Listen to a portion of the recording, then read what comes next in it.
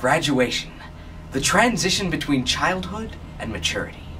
To mark this passage, the world's most revered institutions of learning have a tradition of inviting the finest speakers of the time to share their wisdom. In May of 2003, that pinnacle of higher education, the University of Wisconsin, renowned for their impressive cheese fermentation department, invited one of the greatest filmmakers of his generation to speak before their graduating class.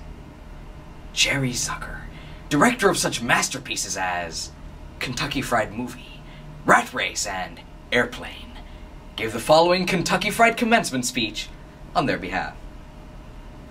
Thank you, Chancellor Wiley, distinguished platform party, friends, guests, and the very reason for our presence here today, the members of the class of 2003.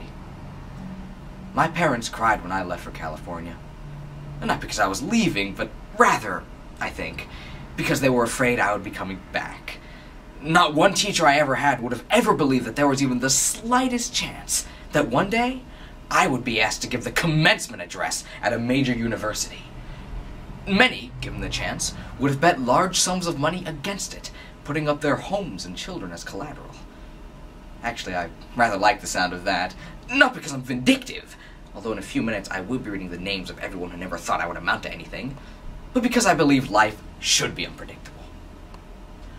Gertrude Stein once said about Hollywood, when you get there, there is no there. That's true. However, there will be a swimming pool and a tennis court. In the end, though, that's probably not enough to justify a life's journey. Getting there, especially in show business, is tough enough. It takes a combination of ambition, talent, luck, and the willingness to tell other actors how beautiful they look today. In retrospect, getting there is the easy part. Finding a there is much harder. So today, before you get in your cars and race off to the rest of your lives, I want to give you some advice on how to get there. And I want to help make sure that when you get there, you find a there. So to that end, I'm going to give you my 5 points to think about, quickly forget, but then years from now, kick yourself for not having listened to. Number 1, don't think about the future, especially right now. You missed my speech. There'll be plenty of time for that after the ceremony. But then you'll miss all the celebrating and adulation, so just wait till you get home. Then have a nice long think about something that will happen in the future that will make you happy. When I graduated from college, I spent a lot of time thinking about how cool it would be to be on the Johnny Carson show. And then, a few years later, it happened. We appeared on The Tonight Show. Joey Bishop was guest host. We were dreadful.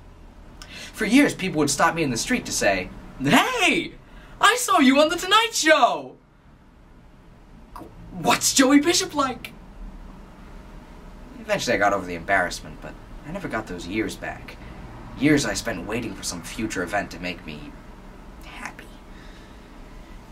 Number 2, don't do anything that 30 years from now, you'll look back on and say, "Oh my God, why the hell did I do that?" I wish I had a nickel for every time someone started a sentence with, "If only when I was younger I would've."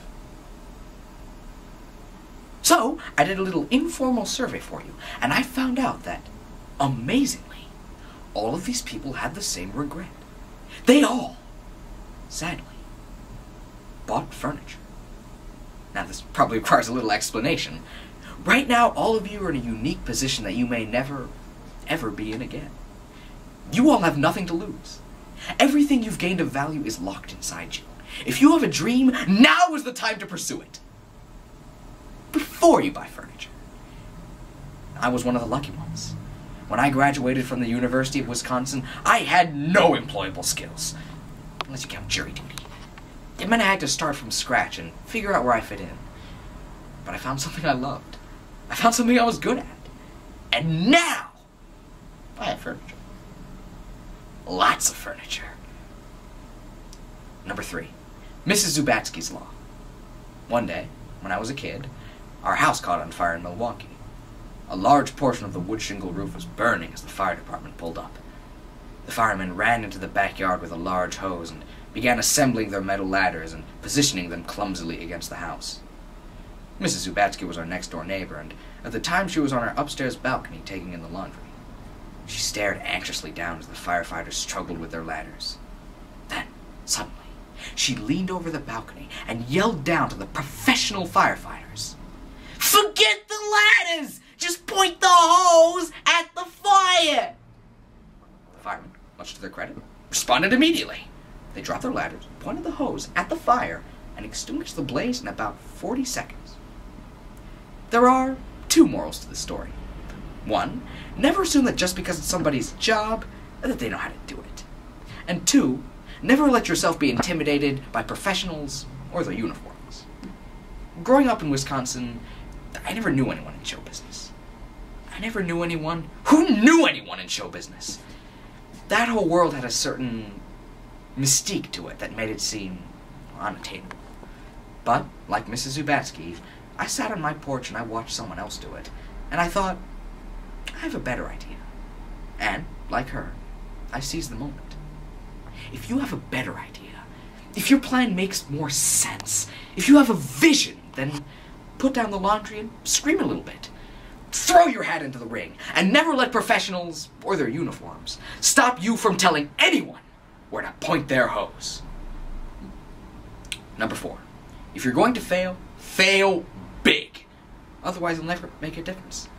Creativity is allowing yourself to make mistakes. Art is knowing which ones to keep. Ask yourself this question. If I didn't have to do everything perfectly, what would I try?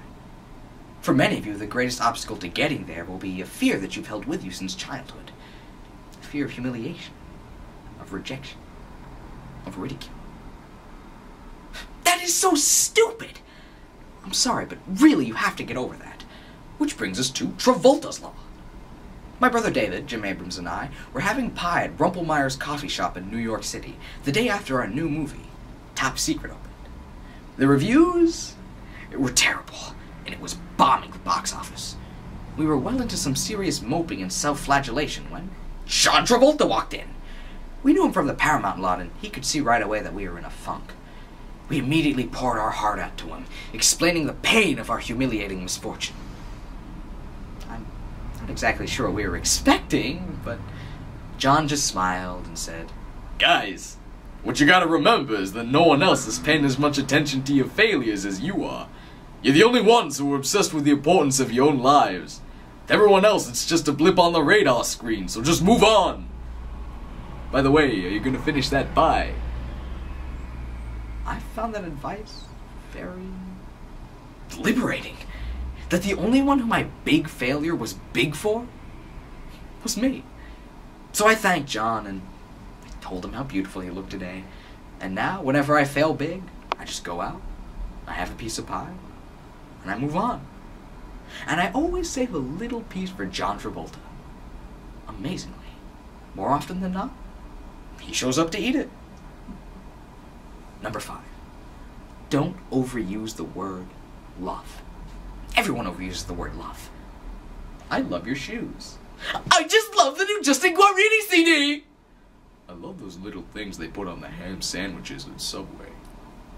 In Hollywood, they say, "Love you, babe." So, okay, I get it. It's how people talk. And it's probably harmless, but we shouldn't forget about the real thing. The real thing's pretty great, too. Sure, it's not so easy with actual people, but if you work at it, and you get it right, it'll make you happier than anything else you can do in your life. Think of the world as a big glass of water with some salt in it. You have a choice. Do you pick out all the salt, or do you pour in more water so that eventually the taste gets less bitter? As you begin your new journey, you too have a choice. Do you pick at everything you find distasteful in the world? Or do you just pour in more love? It's the only thing that the more of it you give away, the more you have. So take some of that warm, fuzzy stuff inside you and spread it around. And then judge yourself not by your accomplishments, but by the happiness of those around you. If you do that, then you can do anything. You can go anywhere. And you can fail at anything. And no matter what you do or where you go, you'll find a there, because you'll bring it with you.